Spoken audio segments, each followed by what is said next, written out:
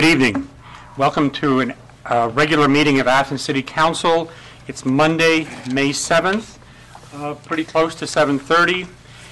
Our first order of business is to establish a quorum of council members present. All council members are present, so that certainly is a quorum. Couple pieces of business to dispense with. First of all, we have disposition of two sets of minutes. Regular session of council held on April 2nd, 2012, and the regular session of council held on April 16th, 2012. Could we have a motion to accept those minutes, please? So moved. Second. All those in favor of accepting these sets of minutes signify by saying aye. Aye. Opposed? Same sign. Okay. The minutes are accepted. Communications. I don't have any communications that I know of. How about reports and communications from other elected officials? Mayor Weil. Just a few things. Let's see. Let me start with we're putting together, it's called a town hall meeting, but really it's more like a meeting about the festivals and responsible activities. It's going to be this Wednesday, 5 to 6 at the Temple Blackburn Memorial Auditorium portico on the west side.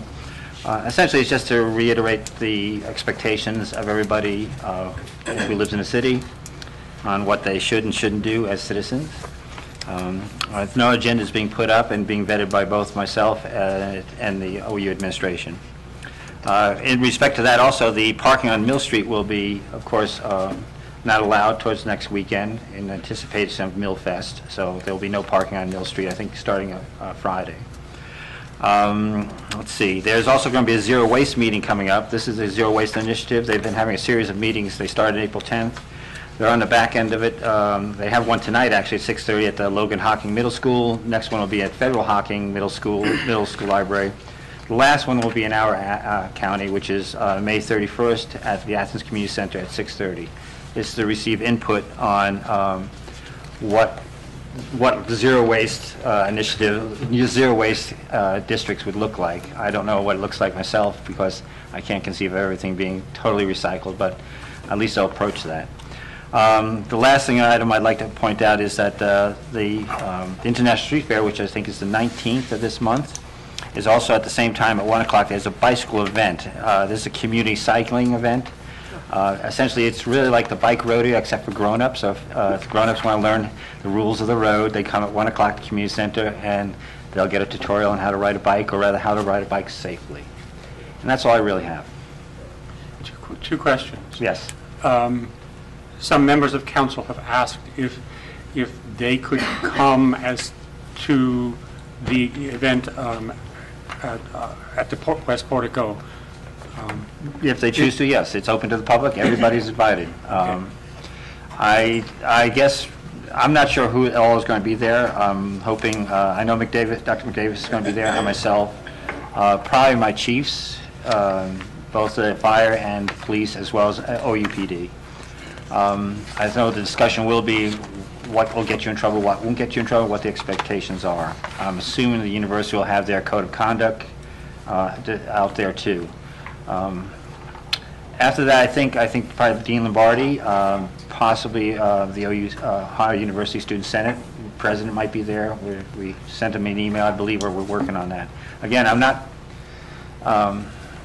not sure really what we expect. Most of the time we've had. I was thinking this was going to be one of the pre-festival meetings we used to have in the past. Many years ago we did that.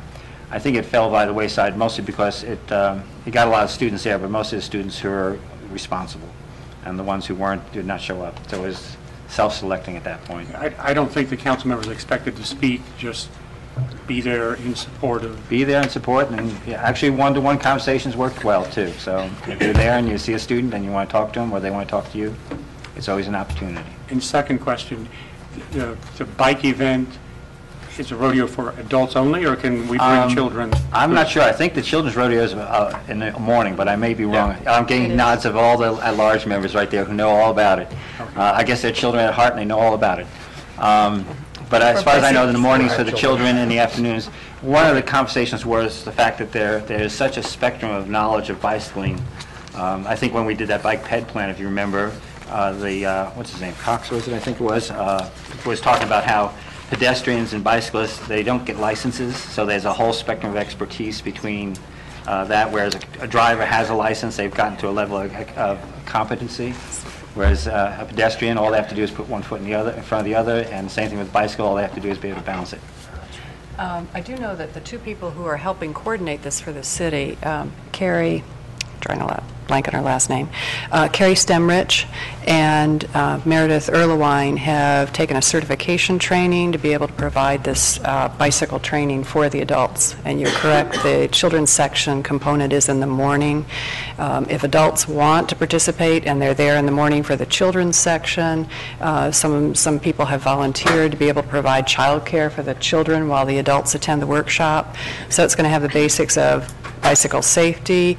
For those who haven't bicycled before, it's going to be as elementary as, but it can seem complicated at times for people, getting on and getting off the bicycle safely, how you maneuver through traffic. They're also going to have some instruction on how to repair a tire. So it's a very well organized event. So we're hoping lots of people come. Thank you. So you can go from the International Street Fair, eat something, and then go play with your bicycles. Right. Ride your bike back up. Any other questions? Okay. Auditor Heck? No report. Law Director, Mr. Lang. Mr. President, I'd just like to say a brief thank you to our law enforcement officers and firefighters who last weekend kept what had become a dangerous situation from spiraling further out of control.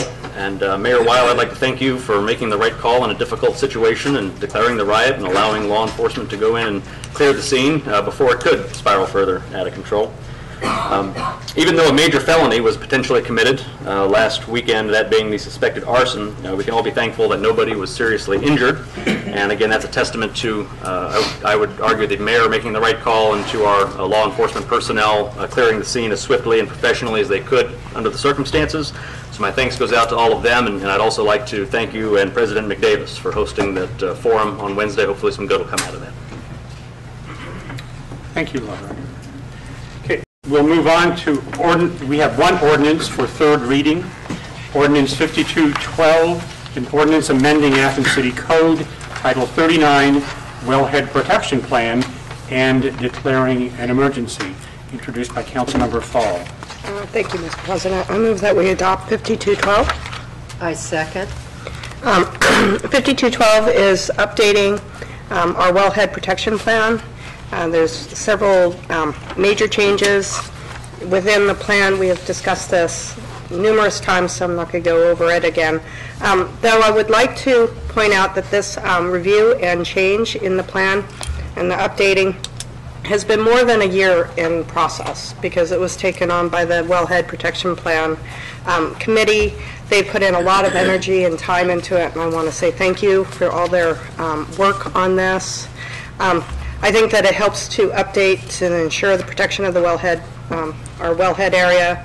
And our wellhead protection plan is a living document, meaning that this is the process. It will probably have other updates in the future. And it's a living document, and that's what it needs to be, because there's always issues that are going to be kind of coming up that threatens our drinking water.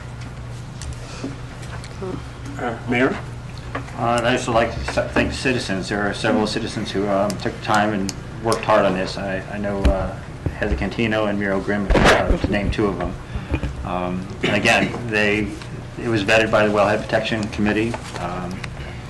And again, as you say, it's another step forward. I see we have a resolution tonight concerning wellhead issues as well. Okay.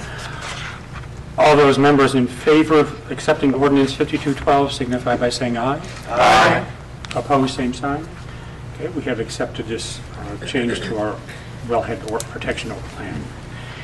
Now we have ordinances for second reading. And usually that's what they are. They're just read. We won't take any pauses or much discussion. Ordinance 5312, an ordinance authorizing the mayor to enter into an agreement for a Federal Emergency Management Agency FEMA Fire Act grant, amending the 2012 appropriation ordinance and declaring an emergency. Introduced by Councilmember Butler. Moving on. Ordinance 5612, An ordinance authorizing the city auditor to deposit 70% of the transient guest tax revenue collected from January 1st, 2012 through December 31st, 2014 into the tourism fund, introduced by Councilmember Nisley. Ordinance 5712, an ordinance authorizing an agreement with the city of Cleveland, Ohio for services relating to the collection of income tax, introduced also by Councilmember Nisley. Ordinance 5812, an ordinance authorizing street paving and repairs, project number 267, introduced by Member Gosnell. We'll go on to one ordinance, ordinances for first reading. Ordinance 6212, an ordinance establishing the City of Athens Environment and Sustainability Commission, introduced by Councilmember Fall. Thank you, Mr. President. We talked about this at the committee meetings last week. This is put forward as a recommendation from the Advisory Committee for the Comprehensive Plan. And basically, this is to help move forward the many aspects of the comprehensive plan concerning the environment and sustainability in Athens. We felt that a commission would make sense. It's a commission like the Disabilities Commission, which doesn't have necessarily powers under the Ohio Revised Code, like the Planning Commission does. It's an advise and consent sort of commission, and they'll be a way of helping to move forward in these other things using the experience that we have in Athens, the people, the citizens. And I've already had people come forward to say that they might volunteer. So it's a popular item. Mayor? No. Any other comments about this? Mr. Brown?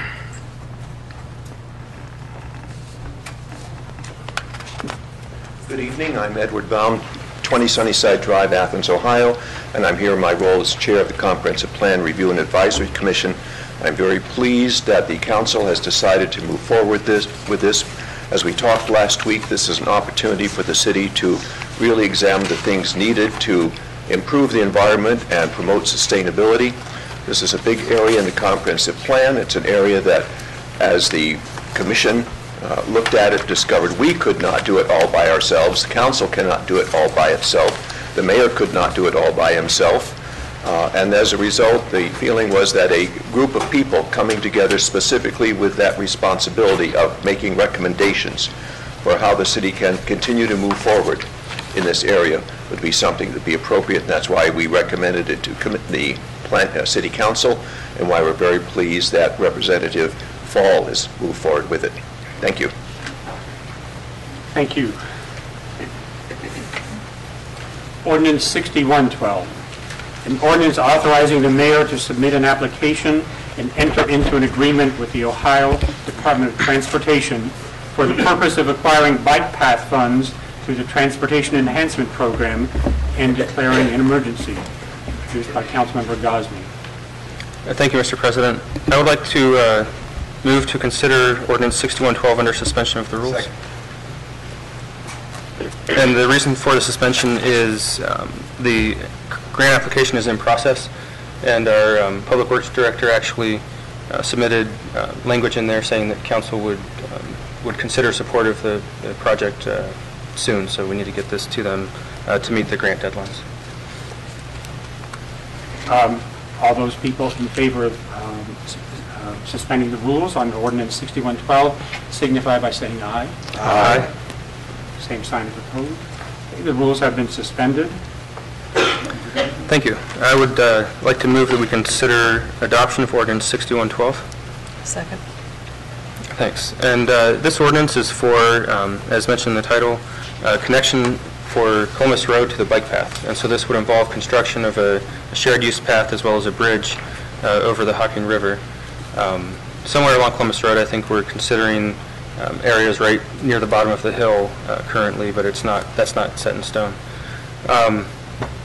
This is a federal transportation grant application that's administered through the state of Ohio, or federal transportation dollars administered through the state of Ohio. This project would cost roughly $900,000. $875,000 is the current estimate with a 20% city match. And this project would be completed, I believe in 2014 is what we heard last week, or 2 weeks ago. So there is a considerable city share. This is a project that I believe would add a pretty substantial connection for pedestrians and cyclists within the city and even the surrounding area, as Columbus Road is sort of a gateway to a certain part of the county into the city. I think this project has also been identified by the plan for the pedestrian and bicycle plan that the city adopted. So it's a continuation of our making the city bike and pedestrian friendly.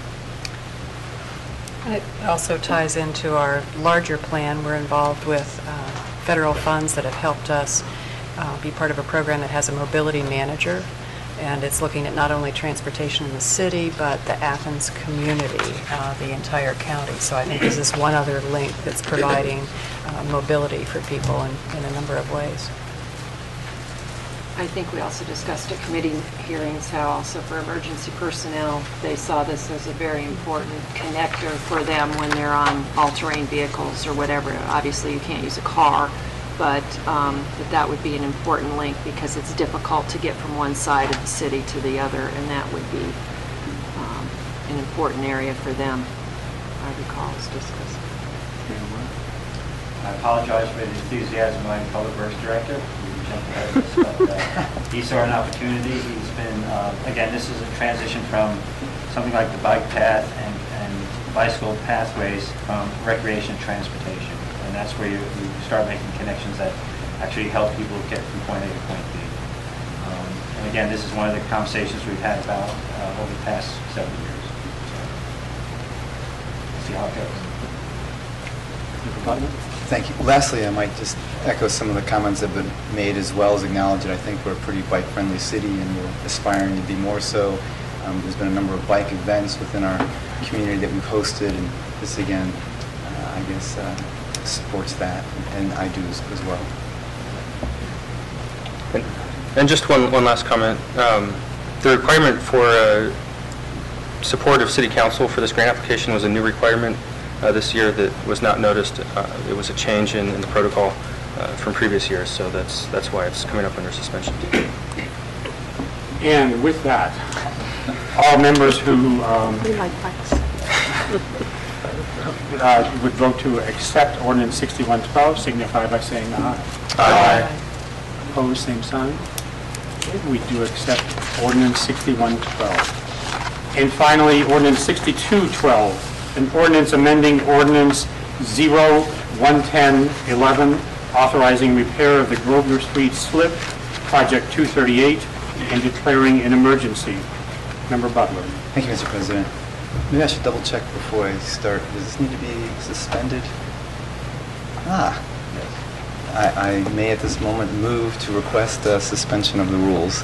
I second. I'm guessing for timeliness of the emergency aspect.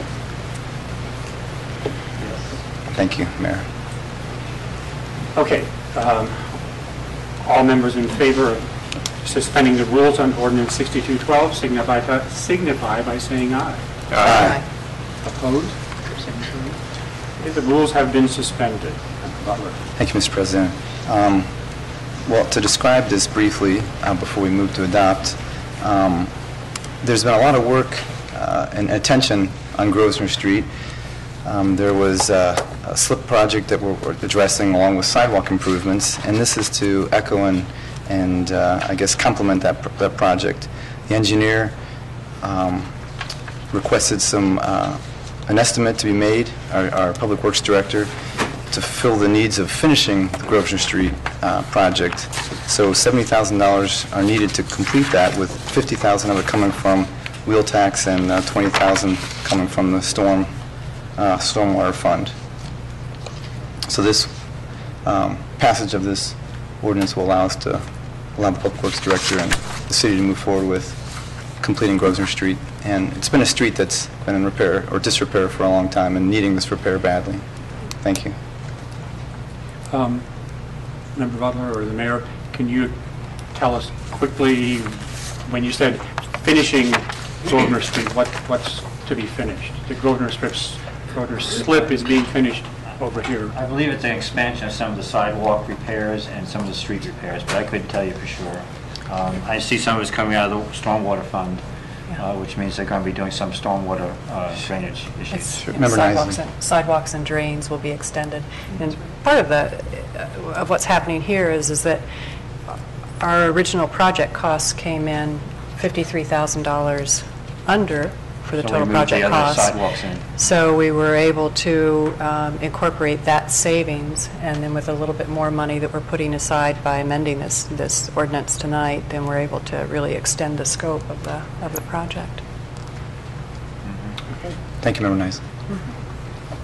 All those in favor of ordinance 6212 signify by saying aye. Aye. Opposed? Okay, ordinance 6212 has been accepted. We have a resolution for second reading. A resolution declaring it necessary to replace existing sidewalk and curbs deemed in poor condition and complete drainage improvements as part of the Grosvenor Slip, Project 238, and declaring an emergency. Member Gosnell. Second reading. Okay. Also for second reading, a resolution 0412. A resolution declaring it necessary to replace existing sidewalk and curbs deemed in poor condition on portions of East State Street, Morris Avenue, Grosvenor Street, and Franklin Avenue as part of the North Court Area Infrastructure, Project 259, and declaring an emergency. A resolution for first reading, Resolution 0512. A resolution authorizing the auditor to conduct an amnesty program to encourage the payment of delinquent property tax accounts and declaring an emergency. Introduced by Councilmember Nyson. Mr. President, I request that we consider this resolution under suspension of the rules. The reason being, and the reason being that we do need to be able to advertise to the citizens of Athens, and we want to be able to advertise by June 1 about this amnesty program. All those in favor of suspending the rules on Resolution 0512 signify by saying aye. Aye. Opposed? Resolution, the rules have been suspended. Mr. President, I request approval of Resolution 0512. Second. And this resolution is really a complementary piece of legislation, and what it's doing is it complements the one that we had the second reading for just a few minutes ago. It complements 05712. And as we've discussed in committee meeting, the City of Athens will be entering into an agreement, if we reach final approval on it, with the City of Cleveland. And what the City of Cleveland is going to be doing is assisting us in helping to collect delinquent income taxes. So what this particular resolution 0512 does is authorizes the auditor to begin to conduct an amnesty program. And that amnesty program would begin on June 1, and it would end on June 29th. And basically educating the citizens in Athens that if they have, for some reason, by just not being aware that they needed to be paying income tax or delinquent in some way, that we will have this period of time between June 1 and June 29th where people will be able to work with the auditor's office to pay up delinquent taxes. Yes, I would like to speak on this just a little bit more. First of all, I appreciate the suspension. My tax administrator, Tina Timberman, and I addressed this several weeks ago when we were here. However, we modeled this resolution off of after the City of Dayton, who passed theirs as a one-reading resolution. So I wasn't in a big hurry to get this out there. However, I appreciate that it's going through tonight. We do need it now because we're ready to start our program in just a few weeks. As a point of fact, I just want to point out that, just so people totally understand this, especially taxpayers out there who've been paying or not paying, that according to the Athens City Code, the auditor's office already has the authority to do this. 150110D, interest and penalties.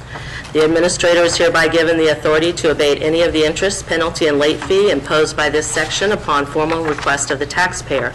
Abatement is authorized, whether in full or in part. The administrator shall follow reasonable, established rules and regulations governing the abatement of interest, penalty, and late fee. The Board of Appeal may abate any of the interest, penalty, and late fee imposed by this section, which is the tax code of our, part of our code, upon formal request of the taxpayer. Abatement is authorized whether in full or in part. In fact, we, on a regular basis, we do have SOPs regarding abatement of fees, and we use that on a regular basis. There are times when people's penalty and interest is more than the actual tax that they owe us, and we are certainly willing to work with taxpayers at any time. However, we don't necessarily advertise that, but now we are, as a way to let people know that if they've been worried about this, and as Member Nisley mentioned, some people don't even know that we have a local income tax. And so they know that if they realize they've been operating a business for 5 years and they come forward now, that they won't have those huge fees attached to this. And the other reason that we brought this forth, as I said, through council is to include council in this process and to get the information out there. As Member Nisley also said, that we really want to advertise this. We've actually already contacted accountants that we work with, and we have a lot of other ways that we plan to advertise this, but it is sort of a big deal for the community to know about. And so I appreciate you suspending and adopting this tonight, and within a week we'll have information on our website and PSAs out there, and so we're going to start as soon as we can once, council has adopted this. Thank you. Just to make clear one more time, the amnesty is for abatement of fines and penalties for not paying the income tax. Right. We're all still required to pay the... Expected to pay the tax owed, yeah. Right. But another thing that we do is set up payment plans with people. And so we absolutely will work with the taxpayers in any way we can to get the taxes owed to us. So. Okay. All those in favor of Resolution R0512 signify by saying aye. Aye. Opposed? Same sign. Okay. Resolution 0512 is accepted. Now we have a one-reading resolution. Only requires one reading. Resolution 0612, a resolution requesting Wayne National Forest to conduct an environmental impact statement prior to release of any lands located within Wayne National Forest to the Bureau of Land Management for oil or gas leasing. Introduced by all council members.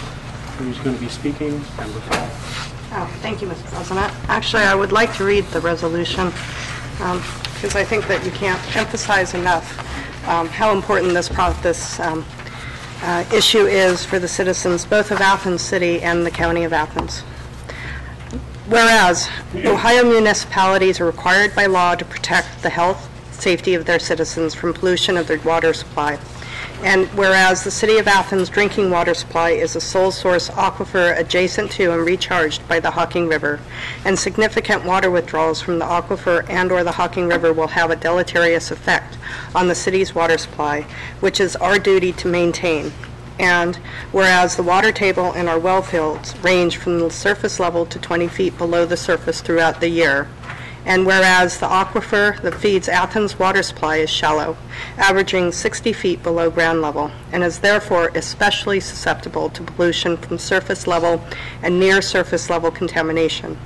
And whereas it is the constitutional duty of Athens elected officials to protect the health, safety, and welfare of persons within its jurisdiction, and whereas the 2006 Wayne National Forest Plan explicitly did not address impacts from deep shale, horizontal drilling, and high-volume hydraulic fracturing, HVHF, and where HVHF has been documented extensively for highly significant impacts on water quality, air quality, human health, local economies, and social well-being. And whereas the residents of Athens County have spoken via the Ohio University Community Survey in large majorities about the concern with the potential impacts of HVHF on our community and especially on our drinking water supply. And whereas the National Environmental Policy Act requires that an environmental impact statement be completed to assess any action that may have significant impact on the human environment. And whereas an EIS prior to release of lands to the Bureau of Land Management is the only way that our community's water, air, and economy can be assured of protection from damage by HVHF on Wayne lands. And whereas sustainable economic development for Athens and surrounding areas require clean and safe drinking water, clean air, and a good quality of life, all of which will be threatened by damage from HVHF to essentially and irreplaceably water and air resources. Now, therefore, be it resolved by the Council of the City of Athens, Athens County, Ohio, that Section 1, the City of Athens calls upon the Wayne National Forest to complete a national environmental impact statement process prior to release of any surface or subsurface rights for oil and gas leasing under its jurisdiction. Section 2, the city recognizes the Wayne National Forest is legally obligated under the National Environmental Policy Act to consider regional impacts of significant activities on any and all Wayne National Forest lands. Furthermore, Wayne National Forest is under legal obligation to consider how leases on its land add cumulatively to the total impacts that will be experienced in our region. The Wayne is further obligated by NEPA to conduct an environmental impact process with full public input and public assessment for sufficiency before engaging in an action with potentially significant impacts on the human environment in which the forest is located. Section 3, in accordance with the National Environmental Policy Act, which authorizes the EIS process, that all significant impacts from potential HVHF activities be assessed and a full range of alternatives be considered with full public input and an assessment for sufficiency before any lands or subsurface rights are released to the BLM for oil and gas leasing. These include potentially economic, social, and environmental impacts on the region. Section 4, the city shall be kept informed of all aspects of the EIS process, including all public hearings and meetings, and shall be supplied with all draft reports. Section 5, this ordinance shall be in full force and effect at the earliest moment permitted by law upon its passage and approval by the mayor. I think that this follows up on something that we did in December. We wrote a letter to Wayne requesting, establishing our concern about the imminent leasing at that time to the Bureau of Land Management. They said that they would go through a process of in what is considered an internal review. However, at present, because of the increased information that we have received about hydraulic fracturing, we feel that public transparency and ability to review will ensure the best, most accurate and up-to-date information and scientific data is incorporated into the decision-making process. Mary? Thank you for doing this. I'm working on a letter of my own. Obviously, I got distracted this past week. I would actually recommend sending it to our rural water districts as well, other ones, Burr Oak, Lee Axe, Nelsonville, Logan, so they know what's going on. Again, I'll be crafting a letter in the future as well. Having seen, I went up to Carroll County, and the drilling is one side of it. The other side is actually putting the pipes through, and the water pipes and the gas pipes. What you could see, you could fragment a forest area quite extensively doing that. So there are impacts coming at us, and there is a concern. And if you remember from looking at the maps of the lease parcels, many of them were next to the riparian area of our Hocking River. We've been dealing with wellhead stuff for at least 20 years now. We've looked at the profiles of where the aquifer is and what, you can get hundreds of gallons per minute in our aquifer. You You go outside the aquifer and you're lucky if you get tens of gallons a minute, and how far you have to drill to get that. So there are limitations. We do have a very shallow, as you say, and fragile aquifer. So thanks for doing this. Comment? Thank you. I also would like to follow up on what the mayor has just mentioned. I came across the 2003 report that was produced by the Groundwater Pollution Potential Report that was produced by the Ohio Department of Natural Resources, which has a rating scale basically looking at the susceptibility of any watershed to any types of pollutants. And one thing that struck me about the whole report was something called hydraulic conductivity, which is talking about how fragile, number one, the actual aquifer could be, or how they rate them. And it talks about the gallons per minute per square foot that a aquifer can absorb any type of fluid, rainwater, but pollutants. And just to throw this out there and raise the awareness of individuals interested, the rating scale goes essentially from 1 to 10, and the Hocking Valley aquifer rated as a 9, 9 being very poor. In other words, its conductivity is very large and very fast, and therefore highly susceptible to pollutants. The overall rating from this report across the United States, the range goes from 45 to 223 on this 8-factor report, and the Hocking Valley aquifer came in at 192, or 182, excuse me. A high number is not a good thing. A high number means that it is much more susceptible to pollutants and the absorption of any types of unwanted substances, as well as wanted water. But I did want to point that out and raise that because that fits very nicely with all of the whereases, but one in particular was how fragile our water supply is and how precious it is.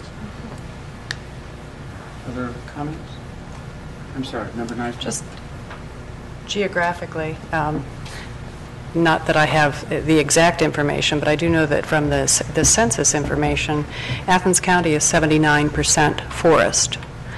And so the role of the Wayne National Forest and the potential impact that this could have on our region and on our water supply is critical. Other comments?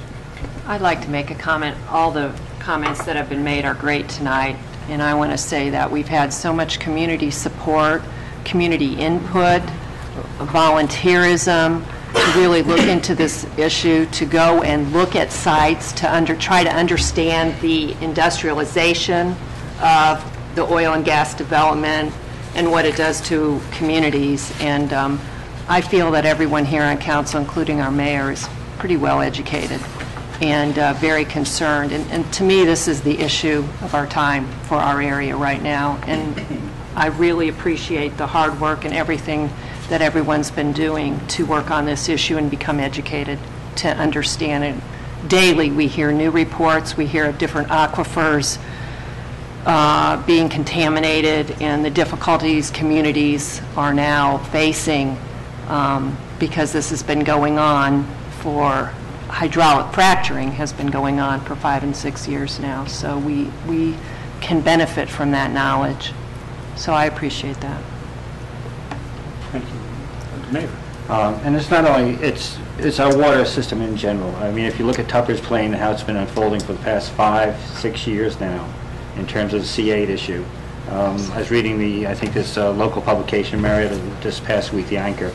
They've now got a panel looking at, the health effects after having gone through the health effects before. They still have to clean up the aquifer there. This is just to the east of us. That we're not, we can poison it in 10 years from now, start working it out, considering what we have to do, and that'd be too late for many people. It is a precious commodity we have to pay attention to. Comments? All those members in favor of Resolution 0612 signify by saying aye. Aye. Same sign opposed. We have accepted Resolution 0612. Announcements and other business. Do we have committees that feel that they need to meet? Environmental planning? Planning and development, whatever you want to call it. Transportation to discuss cruise-ins for the summer. Finance and personnel. Always. Member Butler, I see you. I'm not sure as of yet. I need to check with the Public Works Director whether or not there'll be issues regarding safety services. Join the crowd. Yeah. Okay, thank you. Likely. Mayor, auditor, anything to talk about? No? Okay, now we have opportunity for citizens to speak on legislative items and city services that were not covered on our agenda. We have council rules that allow you 3 minutes to speak. At the beginning, on the dais, there is a sign-in sheet. Please sign your name. Our clerk is required to note who's speaking to us, and sometimes it's difficult to understand, so sign in, please. Your time won't start until after you've signed in. Okay? Sir, if you'd like to go first. Please introduce yourself and sign in. Please. Well, I think Mr. Walker knows. My name is Richard Vetter. Our community prides itself on a tolerance of persons of different backgrounds, abilities, nationalities, and so forth. Yet we've been somewhat deficient in providing full services to our handicapped youth. Hence, beginning late in 2010, the Athens Rotary Club began a project to bring a fully handicapped accessible playground to Southside Park. I'm here to ask for your help in completing this fine addition to our community. I have 7 points I'll make briefly within the 3-minute limit. The project properly done will cost about $150,000. Approximately $78,000 has already been raised privately from a vast number of private contributors, as well as the Athens Foundation, the Athens Rotary Foundations, and the Sister of St. Joseph Foundation. 2, 3 months ago, most of the actual playground equipment was installed. Yet that equipment is not truly handicap accessible, although it does meet minimal ADA standards, because it does not have a rubberized base, which is critical to allow safe wheelchair access. 3, the base properly installed by professionals will cost an estimated roughly $72,000. The City Arts, Parks and Recreation Department has said that they can save a good deal of money, maybe $25,000 or so, doing the installation themselves. 4, however, the city has no one who has ever installed such a base, and we have been told that this is an extremely skilled and precision work that needs to be done by specialists. Moreover, the vastly preferred subbase is made of concrete, not the crushed rock proposed by city employees. We have been told that no supplier of the base will warrant it if the city installs it. A non-professional installation opens up the city to liability suits and replacement expenses if the installation is imperfect. Number 5, several donors have explicitly given grants to pay for the rubberized base. It would be a violation of the grant not to install it, and it would perhaps even be a violation of the grant to not install it professionally. 6, therefore I ask the city to proceed quickly to purchase the base from a reputable firm that will then install it themselves. 7, the State Department of Development has informed Mayor Weil that over $200,000 in city revolving funds must be spent by June 22nd, and they explicitly recommended doing this project. Let's do it. Thank you very much. Mayor? We really can't install it till the weather's better. There's a temperature control, it has to do with the matting and the installation of the matting. Then we can install it in midsummer when the playground is at most use, so the intent is to put it in later. I will recognize that it is our money, it is our park, and how we choose to install it is up to us. From my point of view, it would cost like $40,000 rather than $80,000, which is the quotes I'm getting. In terms of liability, anybody can fall down and break themselves in terms of liability there. I've looked at it. I think one of the fellow Rotarians, Jacqueline Collins, has shown some YouTubes of how the installation goes. It looks like what you're doing is using an epoxy cement. Really, it's a plastic cement, and it's no different than applying cement, as using a scree and a trowel. The potential of actually doing this on the cheap and doing other parks is something we're considering looking at. I'm leaving it up to the rec director to decide how to go about doing it. I have put a letter into the Department of Development asking for about $80,000 to do the project. They actually thought that was kind of high. Phone conversation with one of their Department of Development representatives. 85 of that $1,000 is going to go to our formula money, CDBG. So we're spending that revolving fund down quite quickly, okay? And I'm told many people don't like really government doing this type of stuff. I understand, but the fact that we can save money on it versus the private sector, it might be efficient to actually do other parks in consideration of the community center is one of the other parks we've been discussing. So there are, and again, the temperatures really need a certain temperature, high temperature, and also you can't do it when the rainy season is. So we're talking about August at the best time for this. So the immediacy of it is going to be very difficult to do without doing it fully. And as I say, we're waiting still to get an approval. We can't do anything until we get approved by the Department of Development. Can't even put out the bid. So clearly, we're moving ahead with this. We're moving at the usual government snail's pace. Thank you.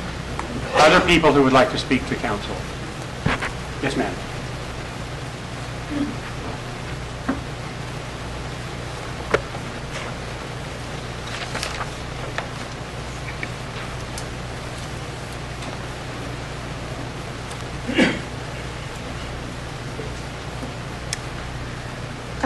Thanks for the opportunity to speak. My name is Diane Pfaff, and I live at 20 Fort Street. On the night of March 20th, the boulder landed on our house, landed on our garage, and crushed our Honda Civic. It snapped utility poles and crushed the water main 4 feet under the street. Our other Honda had $5,000 worth of damage. We are grateful no one was hurt or killed. We were home at the time, as was our son and 3 of his friends. Miraculously, no one was hurt when we fled from the house and there were down live wires everywhere. 2 of their 3 cars were also damaged, 1 totaled. It all could have been a lot different. Our son and his friends were just 10 minutes from heading out to a late movie. They would have gotten into that crushed Honda. So I'm always thinking about how things could have been so much worse. We are grateful to the city staff who stayed all night to fix the water main, who broke up the bowls. The house damage was contained to the garage, and we are able to live in our house. We love our house. While life has largely returned to normal, we have many worries. We have a denial on our insurance claim for the house. Earth movement, we are told, is a standard exclusion in most policies. But our biggest worry is a similar-sized boulder that remains on the cliff that is situated directly over the body of our house. While the risk of that hillside may have been miscalculated previously, I think the lesson of the boulder is clear. It is likely to be as big or bigger than the previous one. A boulder of that size has a potential to kill someone. It may damage our house beyond salvage. It appears that things are stuck. The homeowner states that he does not have the resources to stabilize that boulder. City administration states that it is on private property. The homeowner has offered the property to the city, but the city has taken no action. Meanwhile, the city monitors the hillside once a week. I am not a geologist, but I have read that hillsides can be highly unpredictable, especially given that hillside where it's undercut and the nature of the makeup of that hillside. I like to think of myself as a reasonably competent and responsible adult. But I have to say I really don't know what to do. And I wonder what you would do in my situation. We are open to advice and we need your help. We understand the situation is complicated. But we hope that means that it won't be ignored. We hope our elected officials will help us to find options. Anybody else?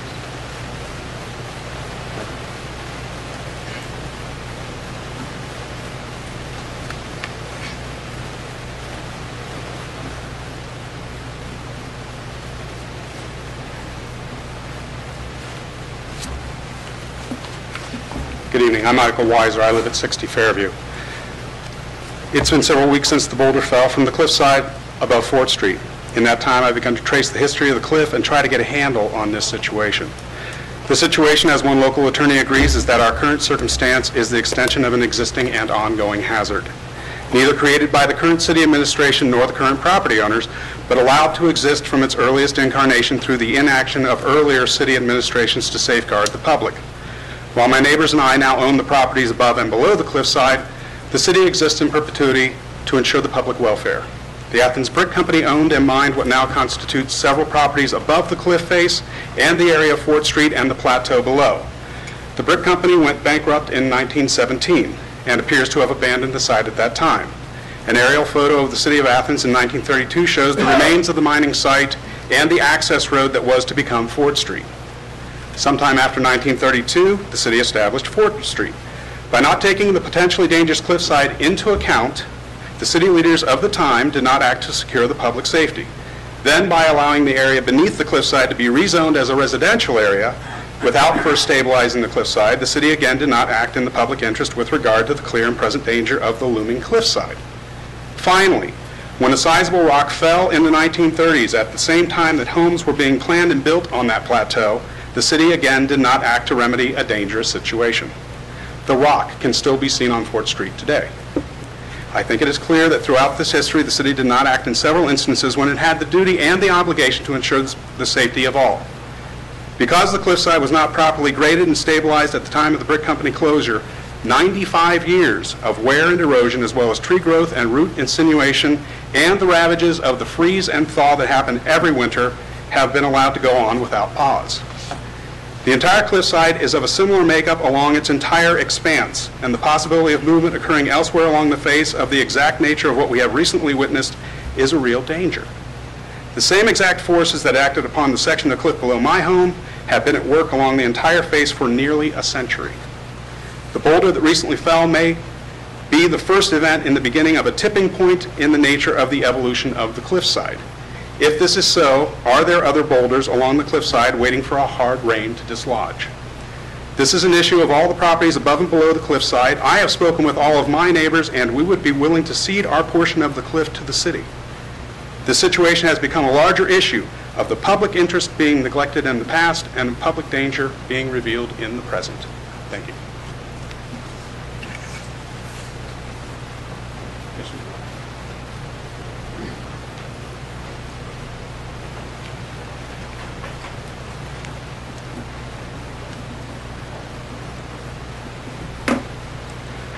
Good evening. I'm Tim Pfaff. I also live at 20 4th Street, and I wanted to echo what my wife and what my neighbor just said. The city crews did a great job that night of coming to our rescue, and we are very grateful, and we have a lot of confidence in Andy Stone and his team. And it seemed as though he was on the road to doing a thorough remediation of the hillside. And I want to quote from a correspondence that he wrote on March 23rd. I quote, "It appears the piece that broke free was due to a fissure in the sandstone, roots growing down through the fissure, undermining in recent rains. We inspected the night of the fall, then again during daylight the following days. On the 22nd, I reviewed the site with Jamie Hendershot, an engineer with the Ohio Department of Transportation, who has experience dealing with hanging rocks above state routes in our area. We observed another large piece of sandstone immediately adjacent to where the rock broke loose from, which is also undermined. There appears to be some cracks on either side of the remaining piece. If we made the assumption they go back at 90-degree angles and meet, then we have a potentially hazardous situation. To my knowledge, there's been no follow-up report that has thoroughly examined that to see if that is in fact the case. I know that the city has placed monitoring pins up there, but I feel like the monitoring pins are only going to show how far the rock falls onto our house from the cliffside above. And I don't think that's really an adequate solution. So we're looking to you for leadership here. Help us to be able to live in our house. There are a lot of people that walk up and down this street every day. There are 2 little girls that live next door. People walk their dogs, go running and biking up and down that street all day. It's a public safety issue, and we need some help. Thank you. Thank you. Is there a hand over here that I missed? Mr. Malcolm?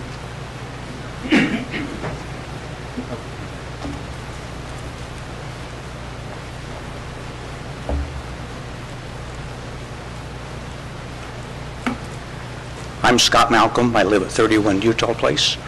I'm here to back up statements of Richard Vetter. As a parent of a child with disabilities, I'm particularly interested in the South Side Park. The equipment itself is unbelievable, cost $55,000, $60,000, and it was with great appreciation that the city actually did the installation of this equipment, which probably saved another $25,000 at least. The equipment is usable, it's being used every day, and I'm looking forward to the real completion when we get the rubber surface thing and make it really safe for everyone. So I appreciate his comments. I know there are a lot of tugs at this revolving fund that everyone wants to spend the money. I think this is a real important purpose.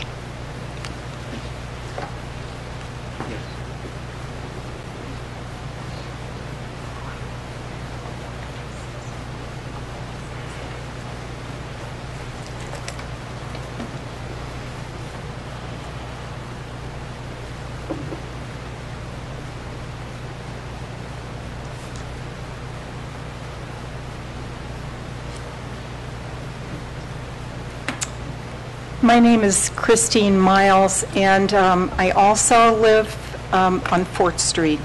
I'm a neighbor to the Pfaffs and live almost directly below Mr. Weiser. My family has resided at 8 4th Street since 1988, and during that time, we have witnessed the delicate nature of the soil in the area personally. During our residency in that place, the masons in the parking lot just below us began to cut away at the hillside below us. And we realized that when we lost 10 feet of our backyard, just that quickly. Because of that, we enlisted the help of some people from the Bureau of Land Management. They came in, did an analysis of the soil makeup and rock makeup. There's a lot of clay that's interlaced with other types of very slippery soils and shales in that area that make for a very unstable circumstance. Because of that, all drainage, all movement is just amazingly important to keep an eye on and supervise.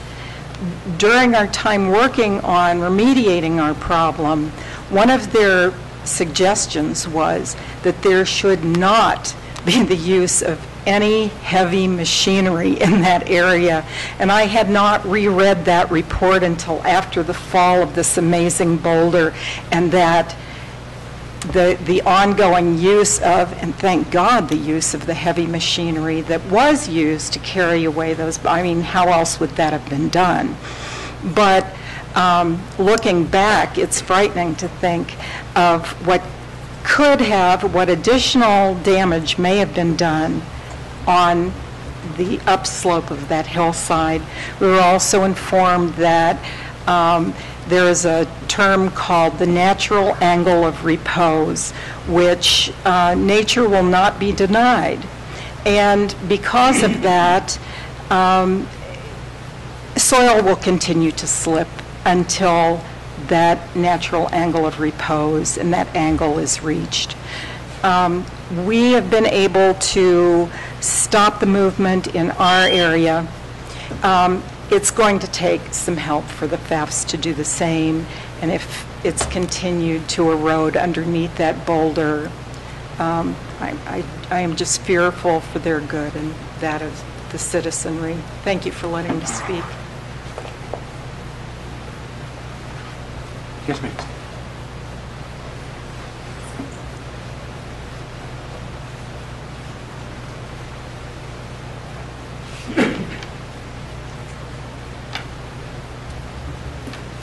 My name's Doreen Miner. I live on Fort Street, and I'm just here to support everyone on Fort Street. It is a lovely road to live on. The city have done a magnificent job in helping, but it is a constant danger. There's slippage, mud. From the horrendous rains that we've had recently, the mud is starting to fall, and you feel that the rocks that were broken up and were put at the bottom of the hillside are in danger too. And I do wonder about the tree that's there and how much movement is actually allowed before we really should be starting to be concerned. I admit I'm completely ignorant on this, but when you hear the readings about on a weekly basis as to how much slippage there has been, how much movement there has been, how do we know when to take this even more seriously? And again, I will end by saying that the mud is a real problem. And there's an adventure living on Fort Street at the moment. But I do thank the city for all that they've done in their tremendous work in keeping this going. Thank you very much. One time, Mike. Come back next week. Come back in 2 weeks. Okay. Okay. I had a response to give her information. I'll do that later. Later. Yeah, thank you. Other people who need to speak to council? Sir.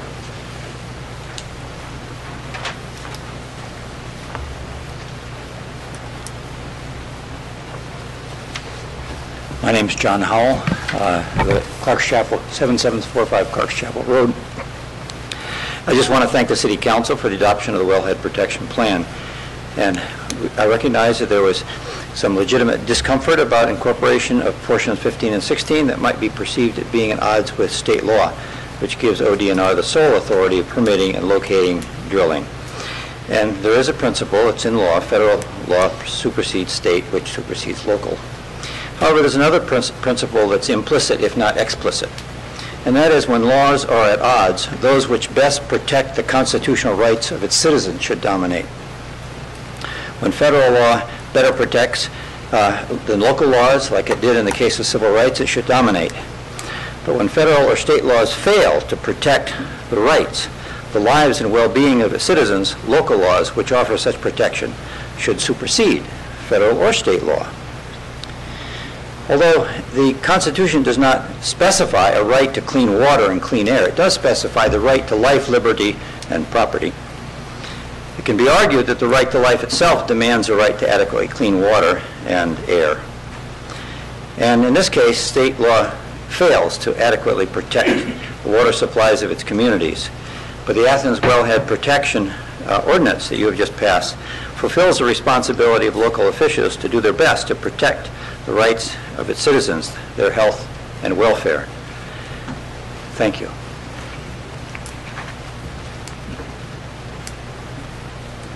Other citizens who'd like to speak to council? Okay, seeing none, we will call our meeting adjourned at 8:34. Thank you.